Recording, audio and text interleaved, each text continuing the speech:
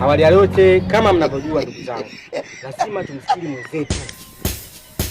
Mwenzetu ameshafariki. Nimejaribu kuongea na ndugu zake, wamejichanga, wametuma shilingi 7,000. Hivyo basi, jeneza linauzwa 200,000. Hatuwezi kupata kwa shilingi 7,000.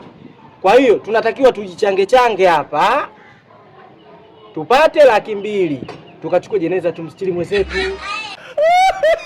Nini hili mnalizungumziaje? Au unasemaje Sheikh Abdul? Naam, shehe wangu mimi nimekusikia vizuri. Lakini nimekuwa naomba tumtupie kaka mkubwa ili yeye atupe muongozo. Kwanza nashukuru sana kwa kunipa nafasi shehe. Wanasema ukubwa ni dawa. Kwa sababu nimeona vitu vingi. Wakati tunazungumza nimekuelewa vizuri kwa kina.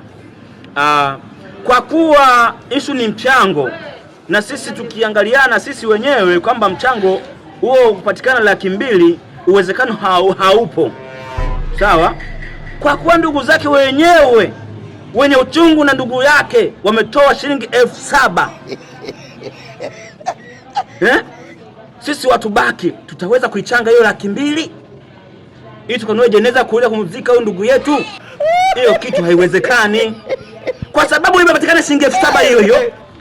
Tuchukue shilingi 7,000 hiyo. Tukachukue bajaji usiku wa manane, saa 8. Ili tukamchukue ndugu yetu tukamtupilie mbali porini, kama ataliwa na nyoka, ataliwa na fisi, ataliwa na simba, atajulikana mwenyewe. Ngoja kwanza. Hivi wewe ni mtu wa kweli? Ungelikuwa hata na elimu ya 7 usingekubali kwenda kunitupa. Bora nijifie.